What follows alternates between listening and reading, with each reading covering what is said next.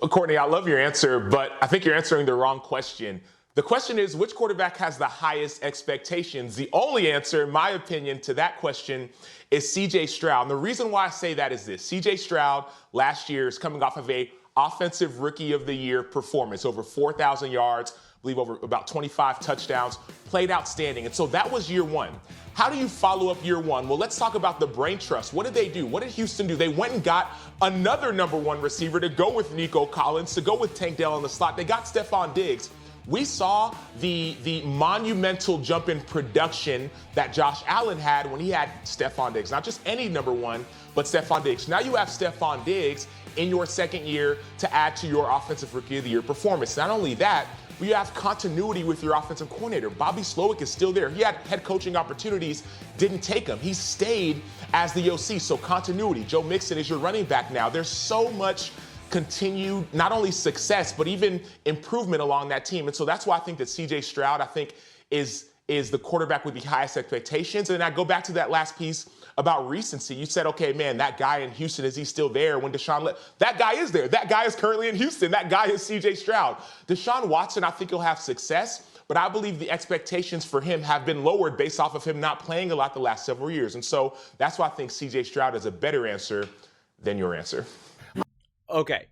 I really wanted to talk about this because it's such an interesting answer in terms of saying that C.J. Stroud, out of all the quarterbacks in the NFL this season, have the highest expectations. And we kind of have to ask ourselves, though, like, how are we defining highest expectations? Because theoretically, you can make the argument that Patrick Mahomes going for a 3P, those expectations are through the roof, right? And if they don't get that, they're going to be really let down. But let's put that aside and talk about C.J. Stroud, because as you guys know, I think C.J. Stroud is amazing, and the sky's the limit, and I have him at the top of the list for MVP candidates of who I think will be MVP. And I agree with what Acho's saying there with regards to all of the weapons and the offseason moves that they made and the OC that's still there and all of that all of the pieces for C.J. Stroud and the Houston Texans are there for C.J. Stroud and the Texans as a whole to ball out, to play great. Like, it feels to me right now,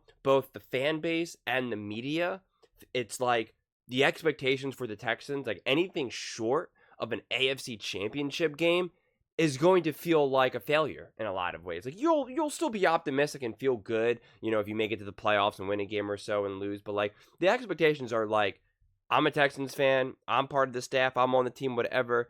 I am expecting to at least get to the AFC championship game. And quite frankly, the only way we'll be okay losing that game is if it's like to the Kansas City Chiefs, right? To that dynasty. But if it feels like if the Texans lose to, say, the Bills or the Ravens or, I don't know, any other dark horse team, it'll feel almost kind of like, what the heck was that? We're supposed to be better. Look at this team that we built. Let's go. So it is. It's an interesting kind of dilemma you face, because this is such a young team with a young quarterback and a young coaching staff that they had like instant success. And because of that instant success, now the expectations are instant, right? It's kind of like, okay, great. You proved that you're great. Now we expect you to be great. So the expectations are actually more of an indicator of how much faith you have behind the Texans and C.J. Stroud. So it's actually a good thing, right? It's the whole thing of heavy is the head that wears the crown. But the other thing, though, that I wanted to point out is, I think also, and I think this is what's going to happen with all these quarterbacks now, it's a combination between Patrick Mahomes and Tom Brady. And we're also kind of slowly seeing this as well with the NBA with players like LeBron James. And so I'm going to call it, I might go back and forth between what I call it, but it's the Tom Brady Mahomes effect. It's probably both their names deserve to be attached for the title of this. It's just that we now look at these young new quarterbacks, especially once they reach a certain level of greatness like CJ Stroud has done. It's just no longer about being great. It's, will you be better than Patrick Mahomes? Can you pass Tom Brady? Will you win not one, not two, but are you going to prove to be one of the best quarterbacks of all time? Otherwise, people are going to be upset. And it's an unfair thing, Because, I mean, people see Josh Allen and Joe Burrow as inferior and not good quarterbacks. And it's like, okay, I understand Patrick Mahomes is winning all these Super Bowls, but like, what are we saying here? Right? And that's where CJ Stroud has now entered that conversation where it's like, he balled out, he has a great team now, and so the media and maybe some fans see it as there's no excuses. You have the weapons, you have the coaches, you have the skill set, you better win. If you don't win, and this is what I always say, that means you choked. Right? CJ Stroud choked if he doesn't win. And it's like, no. Maybe he just got beat, whatever it may be. Right? CJ Stroud and the Texans they lost to the Ravens last year in the playoffs. They didn't choke. The Ravens just were more mature, more organized, and were just better prepared for that moment. It just is what it is. That's to be expected. You have a young rookie coach and rookie team with a rookie quarterback. Those things are going to happen. But because they had such quick success, they just bypass a lot of those growing pains that people are now looking to CJ Stroud to be like, all right, get to the Super Bowl. If you don't get to the Super Bowl, then actually then maybe you're not as good as we thought you were. You're not on that level yet. And it's a tough situation to be in. If you're a true Texans fan, I would absolutely love to hear your thoughts on this one. And where you're coming from as to like what your expectations are, what the local media expectations are. Is it Super Bowl? Is it win the Super Bowl? Where is it at? Because to me, from a more outside perspective and trying to get a more general pulse on this, and I've done a lot of Texans videos and see what a lot of the fans say, it just feels like those expectations are really, really high.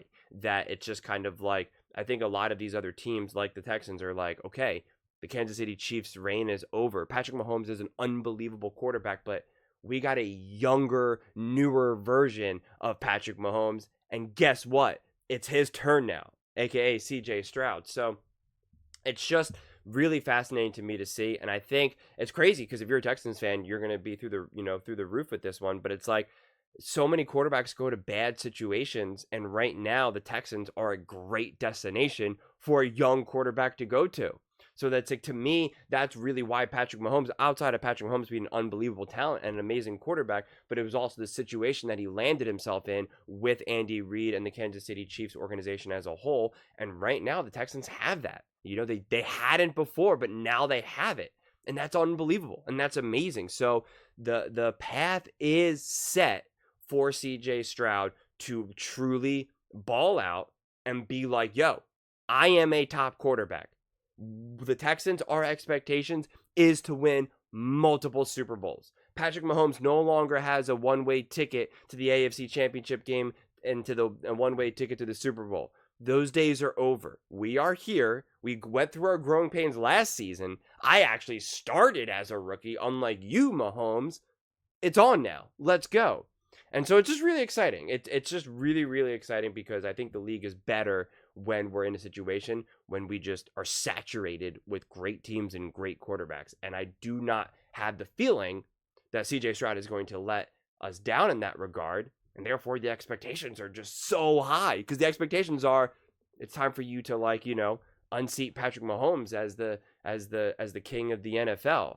And, Patrick Mahomes is in the process of trying to unseat Tom Brady. And so it's just, you're just talking about insane company, right? You're talking about being elevated into already a GOAT discussion, a Hall of Fame discussion, which sounds wild, obviously. And if CJ Stroud has a rocky season this year or loses and doesn't get to the AFC Championship game or doesn't get to the Super Bowl, I'm not the type of fan and person who's media, I'm not really actually media, but on here that's going to be like, CJ Stroud proves to not be good enough, he's overrated, because I try to be as calm and collected as I possibly can and give as much grace as possible. So I'm kind of speaking on both sides of this argument of saying like what I think the general kind of noise will be, but for me, I'm okay with the slow progression and having a quarterback develop, but I don't think it can be denied that the expectations are truly through the roof. And if I had